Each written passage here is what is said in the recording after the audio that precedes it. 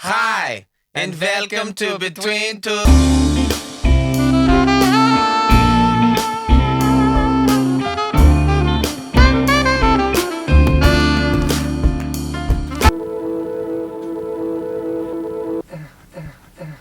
I'm Augie. I'm Spike. Sorry. I'm Spike. And I'm Augie. Wait, no. No? Hey, everybody. Welcome. Hi! Well, welcome to... Joe, Oh, man. Don't put that in, bro. Yeah, no, let's cut that one out. Yeah. Welcome to episode 5. So happy for you guys to be tuning in with us once again. We are a producer-artist combo. We like to have chats. We like to talk about things that are impacting artists, impacting tech, impacting Us. humans. Yeah. Yeah. We're humans. So that's about it. So, Spike, how you been, bro?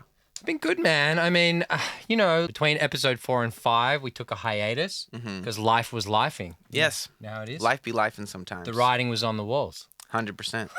It's true. Yeah. We had to look at the man in the mirror. Yeah.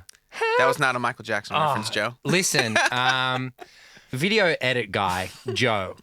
We're going to call him Veg for short. Veg. Yeah, Veg. that makes sense. Veg basically tried to make us promise that we won't drop the Michael Jackson Yeah. word because I think every podcast we've had a Michael Jackson reference, right? But I'm feeling dangerous. Dangerous. So, you know what? You bad, bro. No. You bad.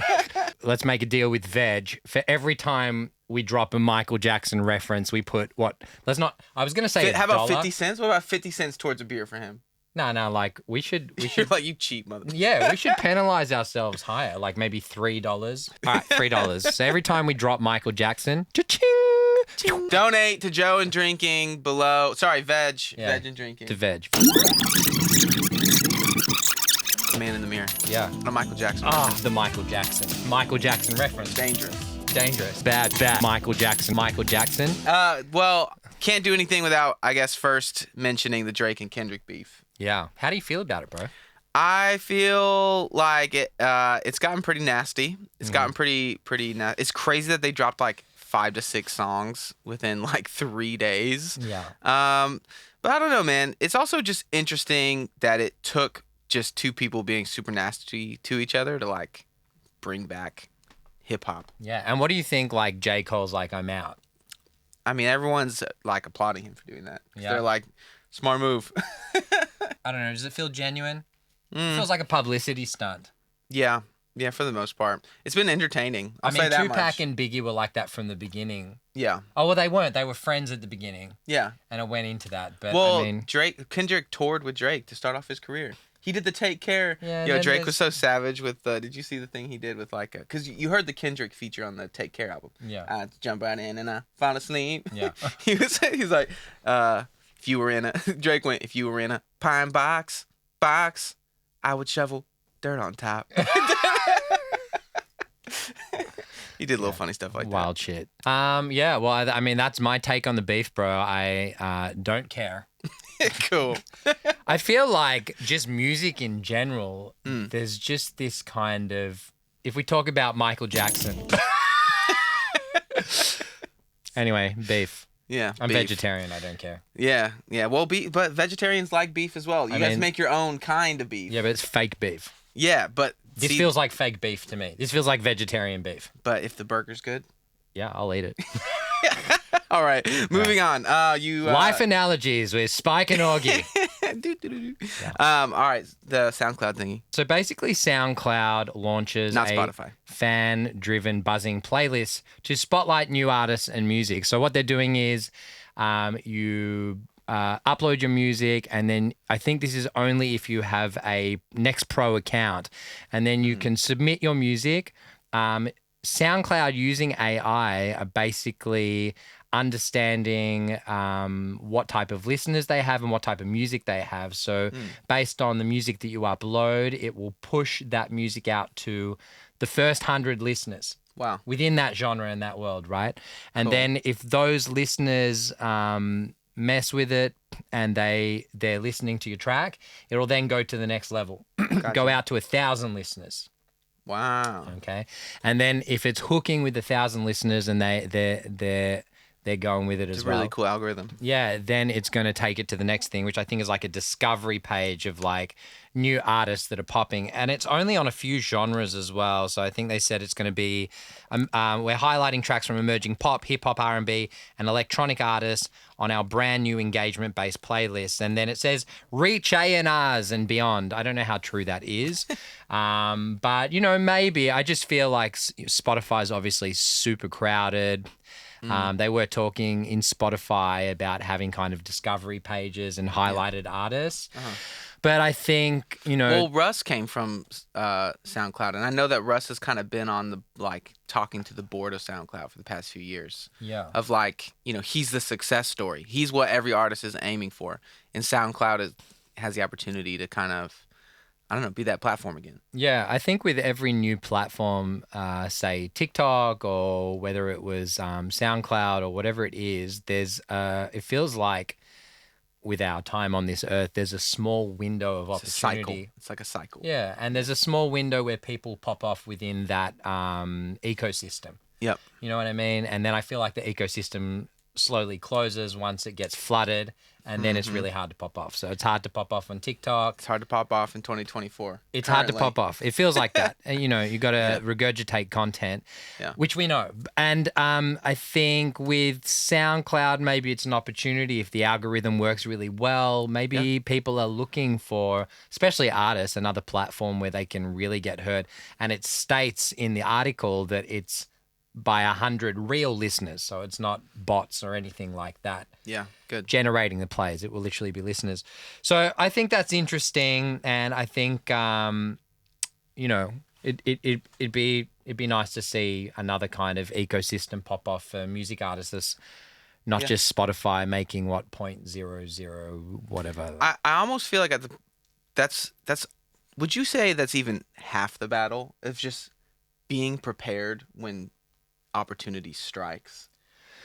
I think being prepared when opportunity strikes. I mean, like everyone who's successful has said it's not an overnight success. So I don't think that it's like this is your only moment. I think that it's a gradual. There's moments that happen like every year, every 2 years, every 3. Like there's stuff that. Well, it could be every week, every month. I mean, there's no kind of timeline around it. But I think there's a gradual progression. I don't think that it's instant anymore. And I mean, there's still virality within different ecosystems, but it's be a bloody small percentage of people. In other news, also related to SoundCloud, which is really, really exciting, the drugs known as nitazines were reportedly advertised across nearly 3,000 posts on SoundCloud and more than 700 on X. So the investigation found that these ads often in the form of a brief,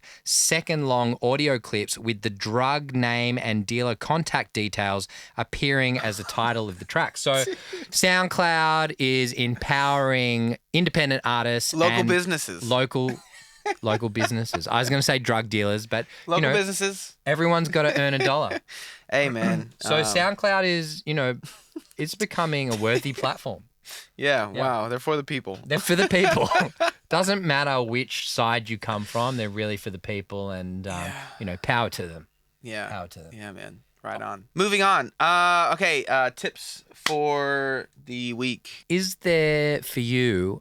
Is there such a thing as writer's block? And how do you feel about being able to create in dark times? Yeah. As a songwriter, my personal journey, I know that your journey's different because you are so consistent on a day-to-day basis creating. Whereas my lifestyle is more like on a weekly basis.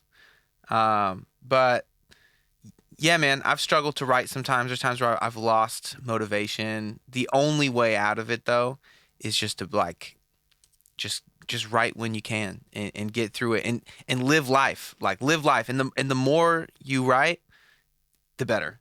Yeah. I think my advantage was that people are paying me and I can't rock up and be like, I don't feel not feeling it today. I don't feel like it today.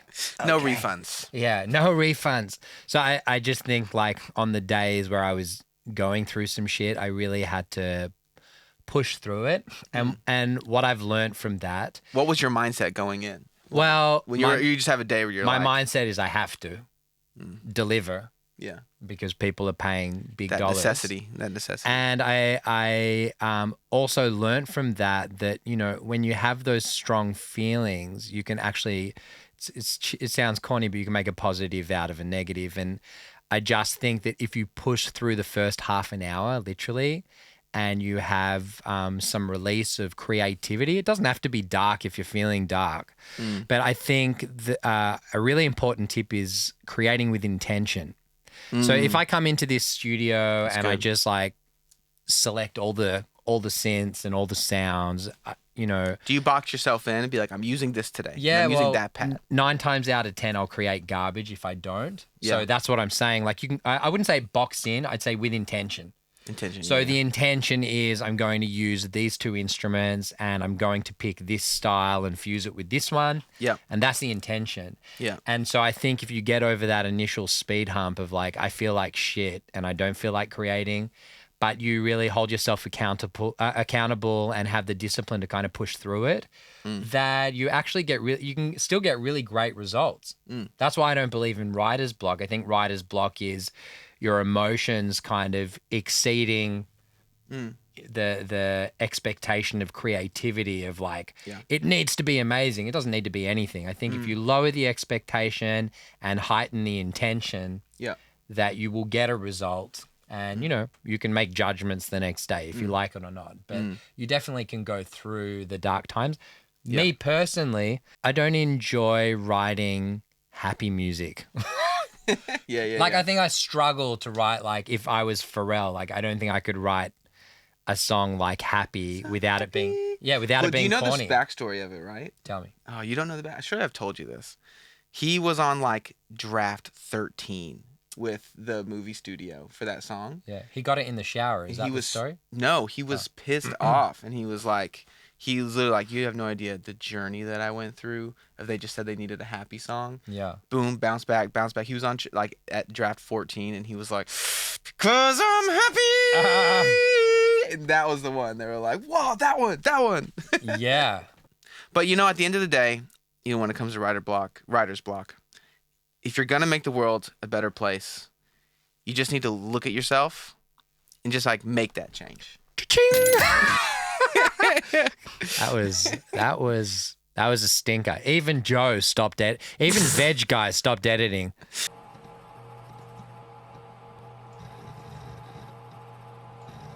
My tip of the week is to hone in on your story. What makes you unique? And you have to think of this.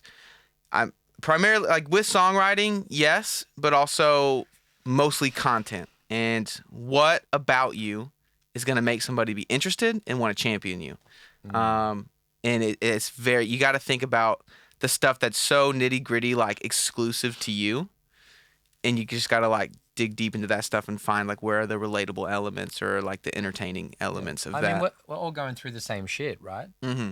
So even if it's, I mean, like it can be exclusive to you, but it could be a generic thing that happens because for sure. we're all watching the same shit. We're all on socials together dealing with the same problems. You know what I mean? 100%. Yeah, it can relate for sure. But I do think that the stuff that you think, like you just push yourself on maybe the thing that you're like, oh, but this is just something that's I've just gone through, and maybe it's something I'm embarrassed of, or maybe it's something that I'm still going through, or whatever it is, man. Just like think about that being an impactful story that would connect with somebody and be like, yo, like this guy gets it, and I really connect with this person's shoes, and I'm gonna buy his t-shirt. Yeah. And his shoes. And his shoes. Hallelujah. Praise God. All right. Well, I mean, you know, are we summing it up? That's it, bro. That's it, man. Bro. That's episode 5. In the bag. Boom. In a bag. What's that song that we got? Just ringing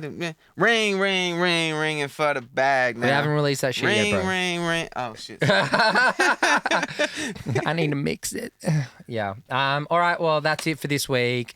We will see you next week or in 6. No one really knows. See you when I see ya. See you when I see ya. Peace. Wait. Let me get no, don't block your face.